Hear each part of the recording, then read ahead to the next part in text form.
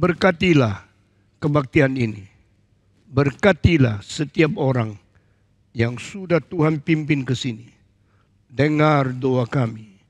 Pakailah hamba-Mu yang hina ini. Dalam nama Yesus Kristus, penebus dan juru selamat kami yang hidup.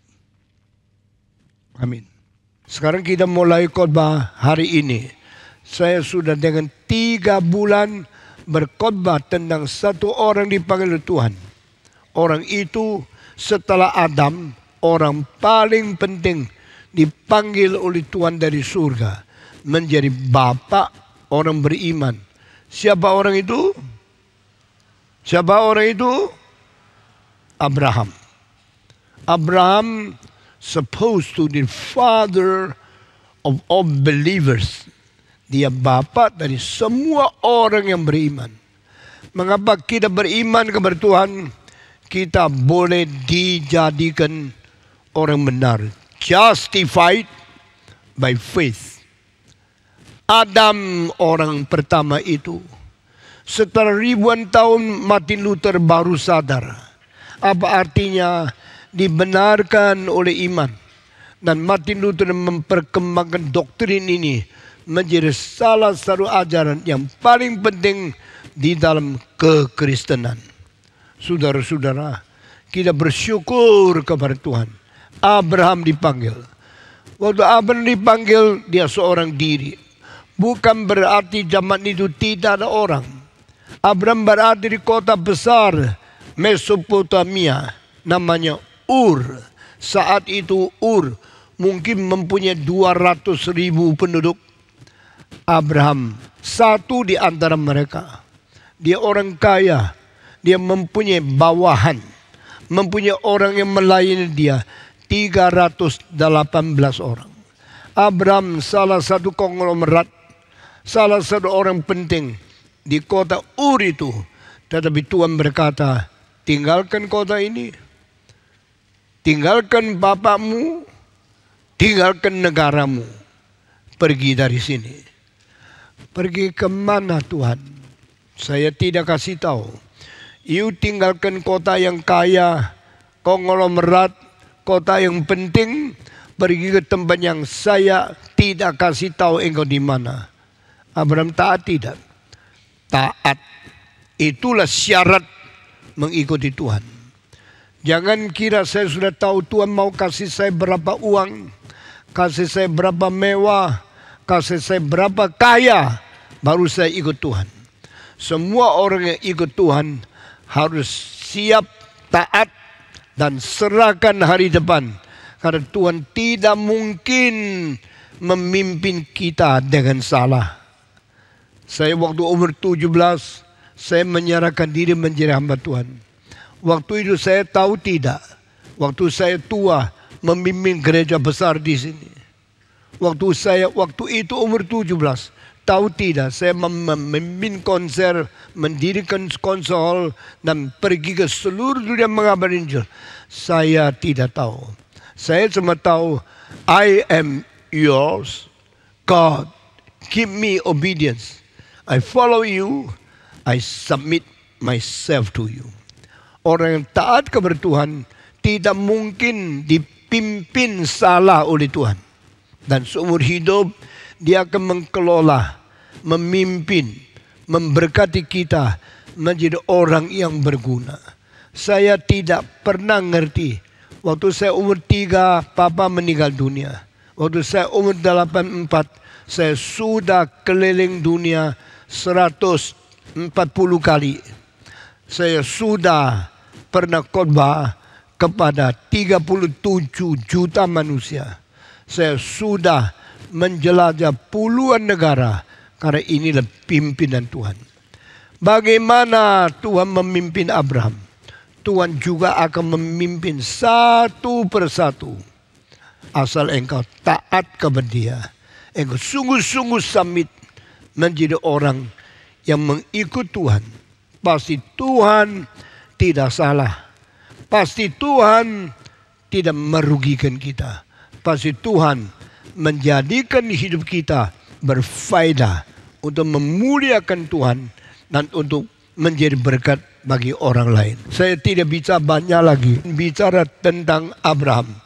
Orang kedua Tuhan panggil di dunia yaitu Musa. Musa dipanggil Tuhan. Berbeda dengan Abraham. Seperti Stephen Tong dipanggil Tuhan. Berbeda dengan Musa. Pimpinan Tuhan untuk setiap orang. Caranya beda. Prinsipnya sama. Dan Tuhan mengatur situasi kita satu persatu. Mengikuti rencana. Mengikuti prinsip Tuhan. Sampai kehendaknya terjadi. Apakah bedanya Abraham dan Musa? Abraham dipanggil sebagai seorang kaya. Musa dipanggil seorang bayi. Abraham sudah mempunyai keunggulan, kesuksesan dagang, kesuksesan hidup di dalam masyarakat. Tuhan suruh dia keluar. Tetapi Tuhan tidak kasih tahu dia akan dipimpin kemana. Itu sebab Abraham mengikut Tuhan sampai 100 tahun setelah dipanggil baru dia mati. Di dalam 100 tahun dipanggil Tuhan, dia tidak beli rumah lagi. Mungkin Abraham mempunyai satu rumah yang salah satu terbesar di Ur. Karena arkeologi sudah menemukan rumah-rumah di Ur 4000 tahun yang lalu ada yang 100 kamar, ada yang 80 kamar. Abraham mempunyai bawahan 318 orang. Mungkin dia mempunyai kamar 100 di dalam rumahnya. Musa dipanggil. Dia sama sekali berbeda. Dia belum pernah dewasa. Dan bertumbuh menjadi manusia yang matang. Dia baru bayi sudah dipanggil. Dan Tuhan sanggup menjadi orang kaya seumur hidup ikut dia seperti Abraham.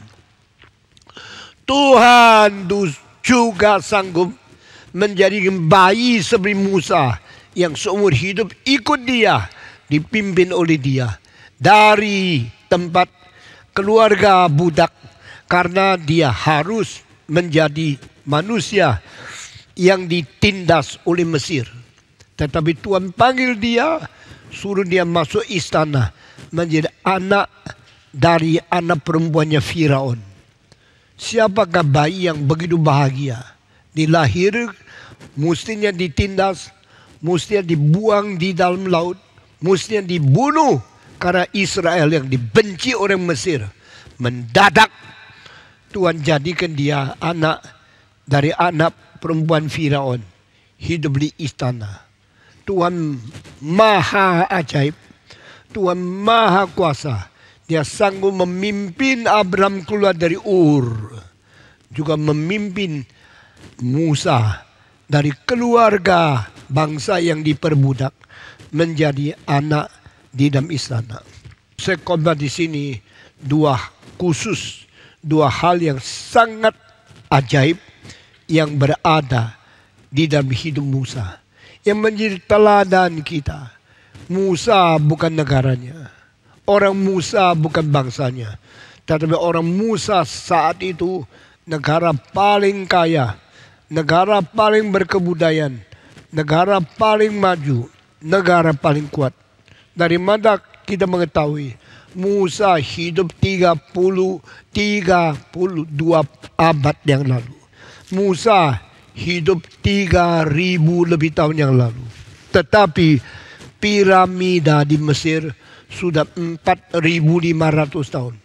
Berarti zaman Musa dia masih kecil, dia sudah lihat piramid yang tingginya 137 meter.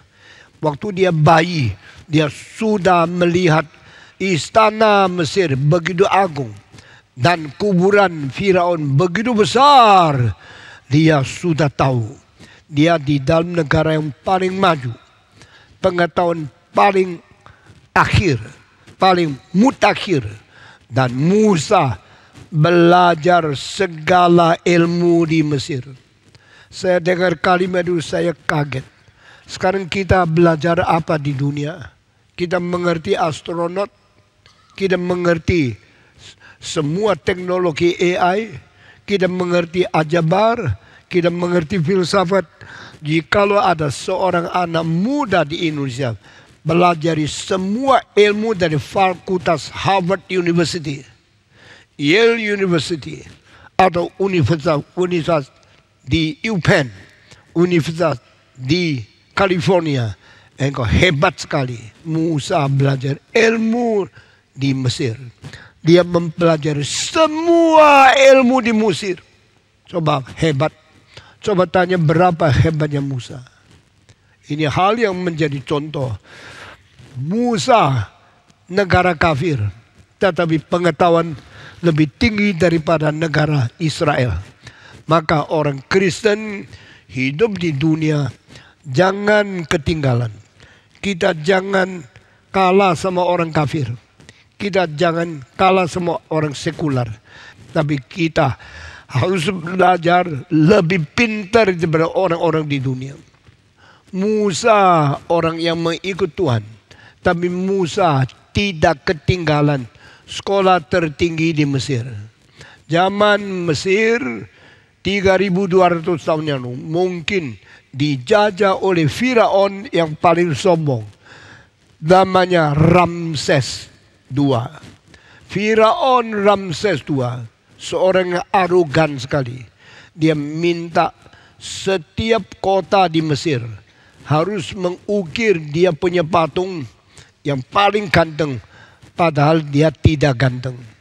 Semua orang tidak bagus. Tapi kalau taruh film, taruh foto, selalu pilih yang paling bagus. Tidak heran. Saya ke Mesir, saya melihat di dua hal. Patung-patung Ramses II. Gantengnya, gagahnya, mulia hormatnya.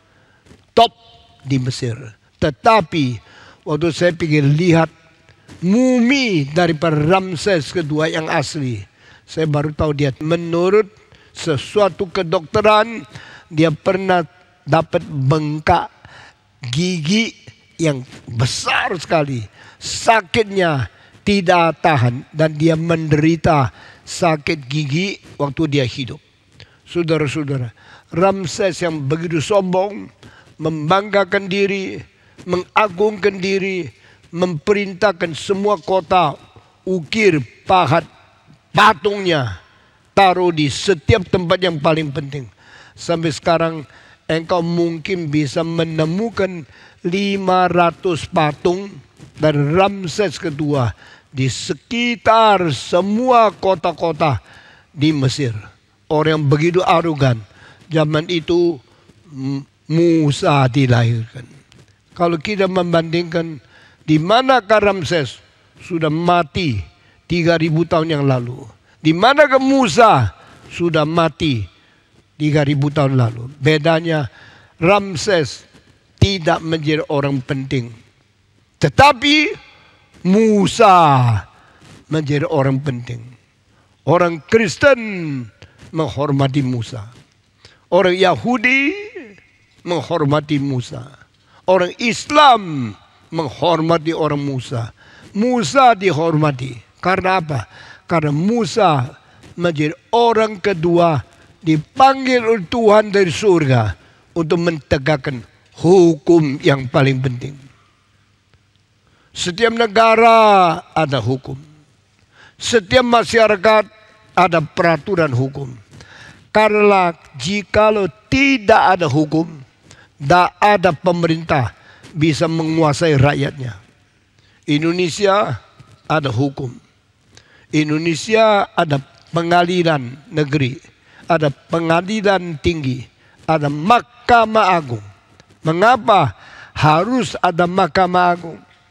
Kenapa harus pengadilan negeri, pengadilan daerah? Karena mentegakkan hukum. Supaya tidak boleh mencuri, tidak boleh melanggar, supaya negara, masyarakat bisa hidup secara tertib. Musa berada di negara terbesar di dunia. Maka Mesir waktu itu lebih tinggi dari sang dinasti di Tiongkok. Mesir lebih tinggi daripada Inggris, Perancis, Inggris, Prancis, Jerman, Amerika, Rusia. Karena waktu itu semua negara masih remeh. Musa di dalam Mesir yang sudah bikin piramid, yang sudah mempunyai Firaun, sudah mempunyai hukum yang tertinggi di dunia. Tapi Tuhan bilang, tidak cukup. Kenapa? Kenapa Tuhan bilang tidak cukup? Mesir tidak beres. Kenapa Tuhan bilang hukum Mesir tidak beres? Dengar kalimat di bawah ini. Dengar. Mesir mendirikan hukum. Hukum didirikan oleh siapa? Oleh Firaun. Hukum didirikan dasarnya apa? Karena Firaun mau memerintah negara Mesir. Mengapa harus memerintah dengan hukum? Karena Firaun mau semua rakyat takluk di bawah dia. Saya pakai hukum mengikat engkau. Engkau kalau melanggar hukum, saya akan bawa engkau ke penjara. Kalau engkau melanggar hukum, engkau dibawa ke pengadilan. Semua orang harus taat hukum. Hukum dibikin oleh siapa? Oleh Firaun. Firaun mengapa bikin hukum? Karena dia mau memerintah negara yang besar. Semua orang mesti taat. Saya mau tanya, kalau semua orang mesti taat hukum yang dibikin oleh Firaun, coba tanya, Firaun sendiri harus taat kepada hukum didirikan oleh dia? Tidak. Pemerintah selalu suruh rakyat ikut hukum. Tapi mereka tidak, karena mereka anggap mereka bebas. Mereka menganggap mereka daulat.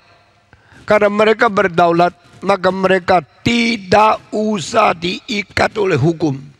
Tetapi mereka pakai hukum untuk mengikat rakyat. Saudara-saudara, saya tanya, kalau engkau curi uang ditangkap polisi, kalau engkau korupsi, engkau ditangkap oleh pengadilan. Tapi saya mau tanya, banyak bangsa ada hukumnya untuk mengikat bawahan, untuk mengikat rakyat jelata. Tetapi hukum tidak dipakai untuk mengikat orang yang bikin hukum. Apakah ini benar? Tidak. Siapa yang boleh mengatakan ini tidak benar? Bukan manusia, Tuhan. Tuhan mengatakan, hei Mesir, kau pakai hukum menindas orang Israel. Kau pakai hukum mengikat bangsa-bangsa yang tidak bisa melawan. Karena Firaun mempunyai tentara. Firaun mempunyai kuasa, mempunyai militer. Demikian negara semua seperti ini, maka Tuhan benci kepada pemimpin-pemimpin yang tidak adil. Penguasa-penguasa yang hanya memperalat hukum untuk memaksa, untuk menguasai, untuk menindas rakyatnya.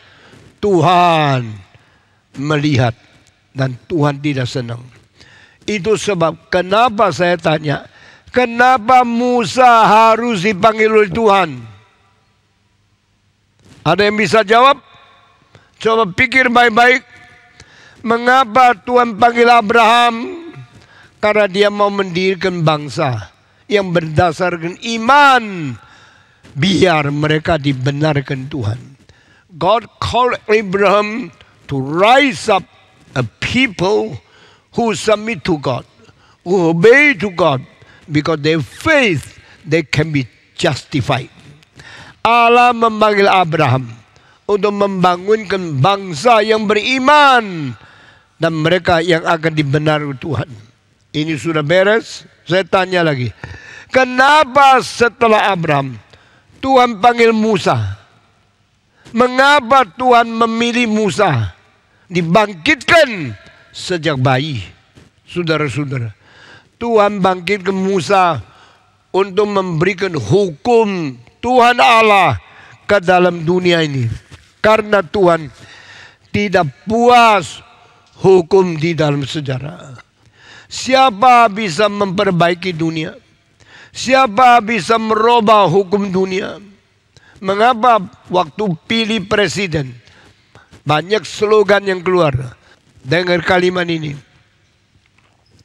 Waktu pribadi mau memfaedakan diri, dia berusaha merubah hukum supaya hukum menekan orang lain, memperalat hukum menguasai rakyat supaya dia dapat faedah.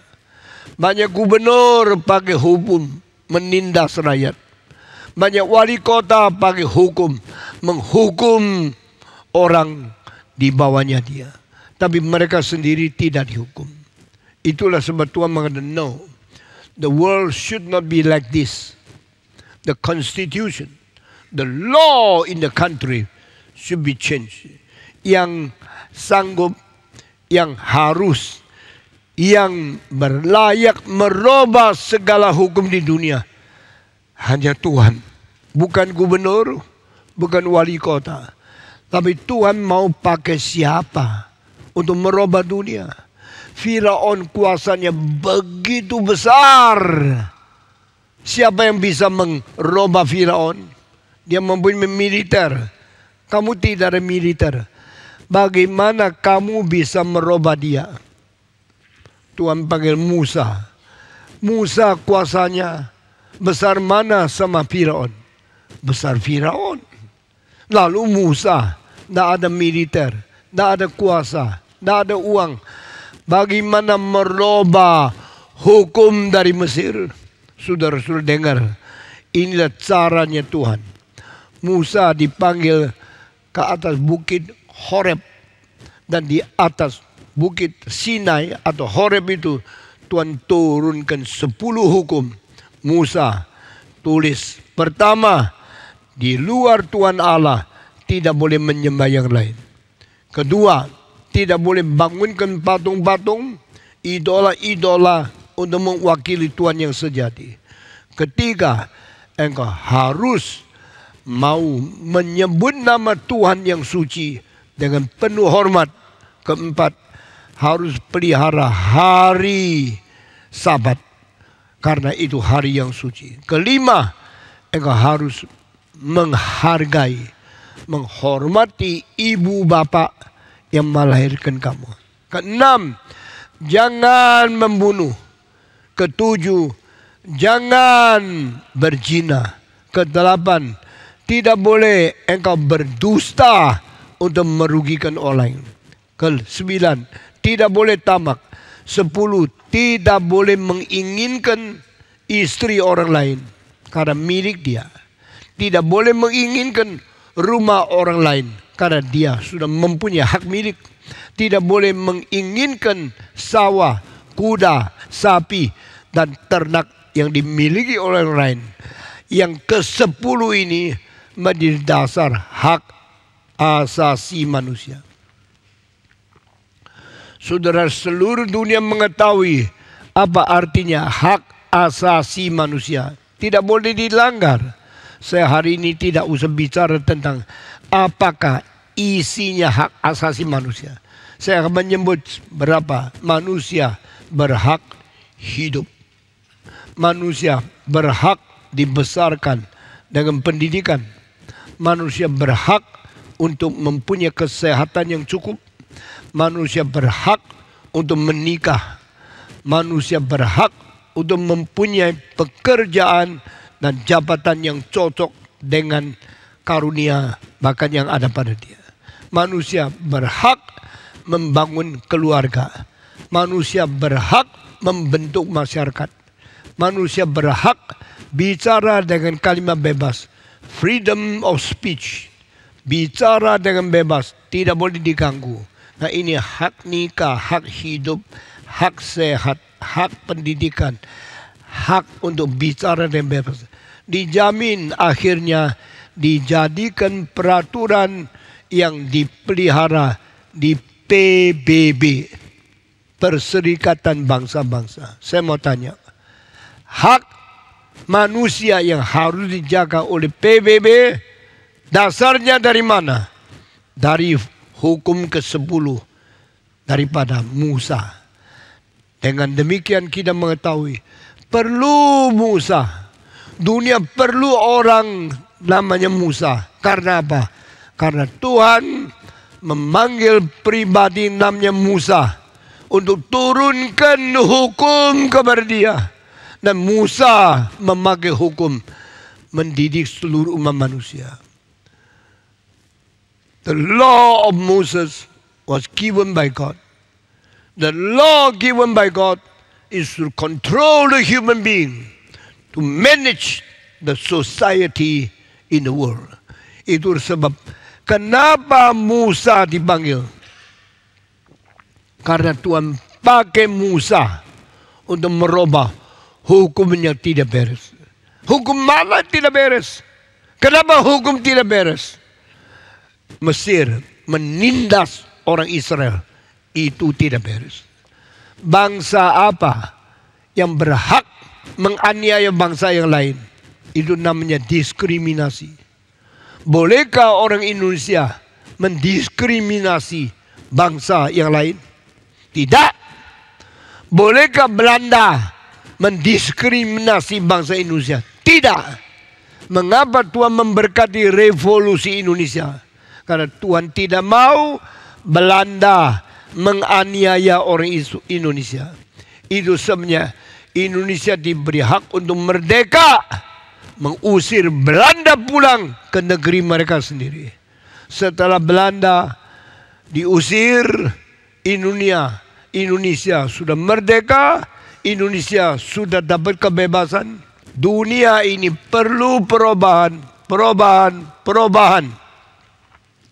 Perubahan menjadi buruk sering terjadi. Perubahan menjadi lebih baik jarang terjadi. Siapa bisa menjamin perubahan masyarakat akan membaik kecuali kuasa Tuhan? Karena Tuhan adalah Tuhan yang adil. Tuhan membenci diskriminasi. Tuhan tidak mengizinkan penindasan antara manusia dengan manusia. Kalau orang Tionghoa menindas orang Indonesia, tidak boleh. Kalau orang Batak menindas orang Sunda, juga tidak boleh. Kalau orang Belanda menindas Indonesia, juga tidak boleh. Karena Allah tidak mau penindasan terjadi di dunia. Itu sebab Allah harus memberikan hukum yang lebih adil, hukum yang lebih suci, hukum yang lebih benar, supaya manusia mengalami perubahan. Mengapa Belanda diusir? Karena mereka menindas. Mengapa Musa dilahirkan? Karena Mesir menindas orang Israel. Allah yang adil harus campur tangan di dalam dunia. Allah yang suci harus memberikan hukum yang baru, merubah dunia. Saya kira jikalau engkau suka belajar hukum di UI atau di Amerika atau di luar negeri, ingat, banyak orang belajar hukum untuk apa? Untuk supaya profesinya menjadi advokat, menjadi pengacara, dapat uang lebih banyak. Di Indonesia banyak pengacara yang kaya sekali. Karena apa? Mereka dengan kedudukan menjadi pengacara, cari duit lebih gampang. Cilakalah kalau motivasimu untuk melangsungkan menjalan hukum, motivasinya memperkaya diri. Tuhan tidak begini. Musa orang paling penting merubah hukum dunia. Musa jadi kaya? Tidak. Musa menjadi konglomerat? Tidak. Kenapa banyak pengacara jadi kaya? Karena terima uang dari orang yang perlu dibela. Saya bela kamu ya. Kalau kasus ini selesai, saya 10%. Wah, rumah yang disita, waktu dijual 10 miliar, pengacara dapat 1 miliar. Dari sini uang, situ uang, dia menjadi kaya sekali. Tapi rakyat susah, tidak ditolong. Saya kasih tahu, cilakalah orang sekolah universitas pilih ekonomi supaya dia kaya. Orang belajar universitas pilih menjadi dokter supaya dia kaya. Orang belajar universitas pilih hukum supaya dia kaya. Motivasinya bukan untuk Tuhan, bukan untuk rakyat. Waktu Tuhan membangkitkan Musa, panggil Musa supaya Musa melaksanakan, menurunkan hukum dari Tuhan. Hukum dari Tuhan yang adil, hukumnya adil. Hukum dari Tuhan yang benar, hukumnya benar. Hukum dari Tuhan yang suci, hukumnya suci. Musa dipanggil oleh Tuhan menjadi seorang yang memberikan hukum dari Tuhan Allah, merubah dunia ini. Karena apa? Tuhan tidak mau hukum ditegakkan oleh manusia demi motivasi yang jelek. Hukum dunia cuma dua macam. Satu macam, hukum dibangun oleh orang atasan untuk menindas orang di bawah. Jadi yang di bawah kasihan. Melalui hukum, tidak boleh ini, tidak boleh itu. Akhirnya orang miskin tidak bisa gerak ke kanan, ke kiri. Tidak bisa bebas untuk mempunyai pilihan untuk kebahagiaan mereka. Dan orang miskin tetap miskin.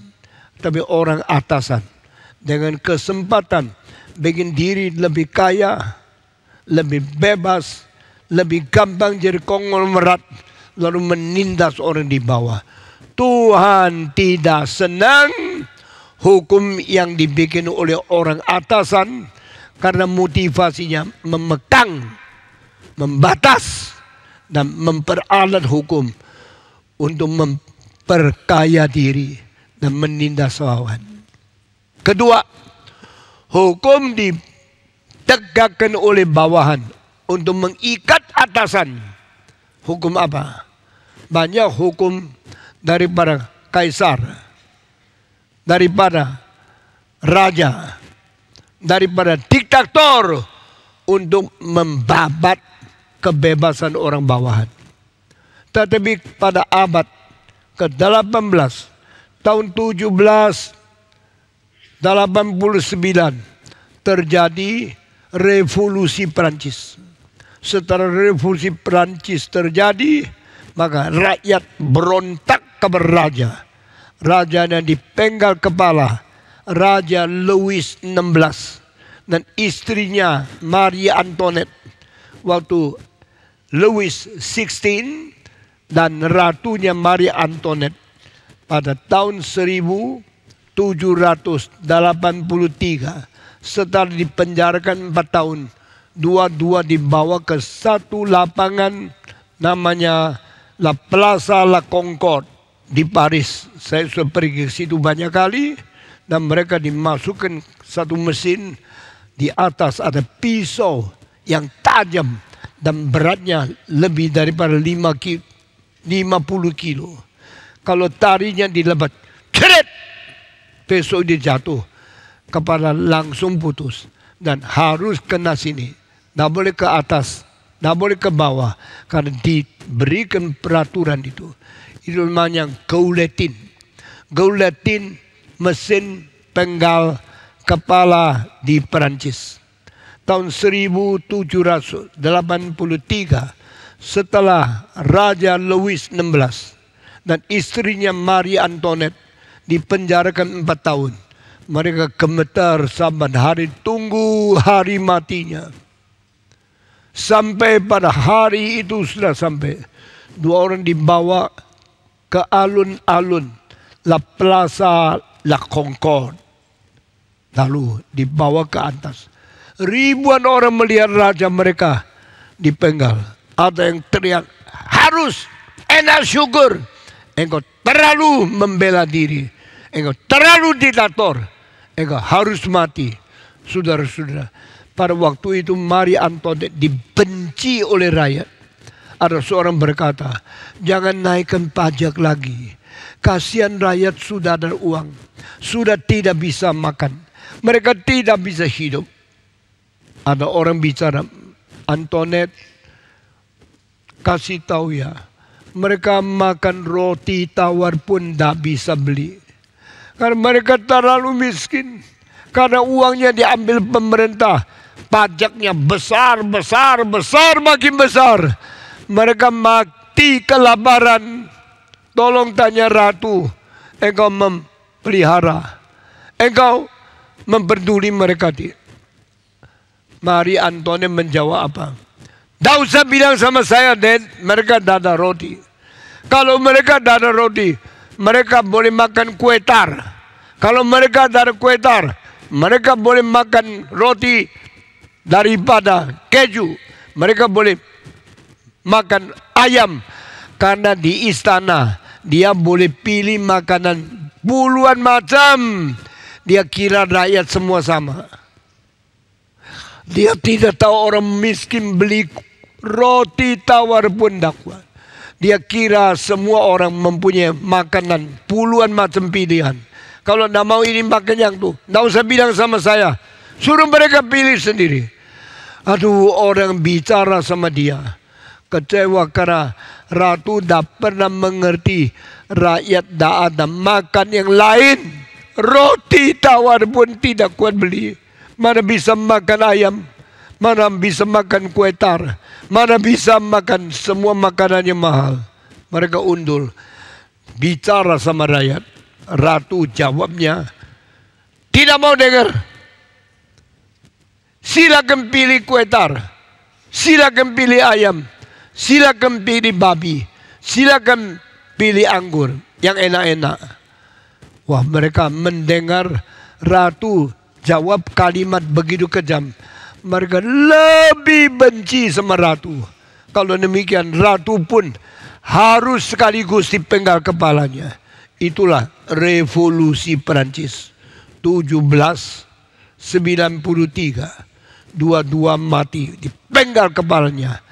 Waktu pisau itu jatuh, satu kali 50 kilo kena ini, keret, langsung putus. Kepala loncat. Mereka tepuk tangan. Mereka, hore! Raja mati. Karena dia terlalu kejam. Hukum manusia diberhentikan karena tidak adil. Hukum manusia dilawan karena Allah tidak senang. Lalu kalau hukum manusia tidak ada, dunia siapa yang kuasai? Kalau hukum manusia sudah dihancurkan, masyarakat lebih baik. Masyarakat tidak mungkin lebih baik. Masyarakat akan lebih kacau. Kalau tidak ada hukum, manusia lebih berani berontak, lebih berani brutal, lebih berani mengacaukan. Itulah sebab keadaan Perancis setelah revolusi Perancis menjadi pembunuhan satu dengan lain, menjadi pembalasan dendam pribadi dengan pribadi. Seluruh Paris kacau. Ada orang baru mandi di kamar mandi, dibunuh mati di dalam. Itu namanya Mahat. Tulisan Marat. Itu satu lukisan yang terkenal membuktikan itu. Dari sudut zaman itu di Perancis banyak kebrutalan, kekacauan, kekejaman, keadaan dendam yang tidak habis-habis. Itu sebab jangan kira kalau tidak pemerintah lebih baik. Reform percaya pemerintah yang paling jelek tetap lebih baik daripada tidak pemerintah. Ini reform teologi. Saudara, orang reform banyak hal yang tidak tahu. Sama ikut reform saya ke Kemayoran reform. Reform mengaku pemerintah sebagai satu institusi yang harus ada di dunia. Saya tanya, kalau pemerintah Firaun tidak baik karena menindas Israel, setelah ditiadakan hukum daripada orang-orang Mesir, dari Firaun, lalu Mesir lebih baik? Tidak. Itu sebab harus segera diganti hukum Taurat dari Tuhan Allah. Maka Musa dipanggil. Kalau saya tanya, mengapa Musa dipanggil? Supaya mengabar Injil? Zaman itu belum ada Injil. Mengapa Musa dipanggil? Untuk menghancurkan orang Mesir? Tidak. Musa membunuh satu orang Mesir. Sesudah itu Tuhan berhentikan dia. Musa dipanggil untuk menyelamatkan Israel. Mereka lepas daripada tindasan. Lepas dari penganiayaan orang Mesir. Mereka menjadi bebas. Menjadi sangat tertib. Menjadi orang beradab. Tidak. Itu bahaya. Maka segera harus diganti hukum Taurat dari Tuhan. Supaya negara, masyarakat bisa lebih beres.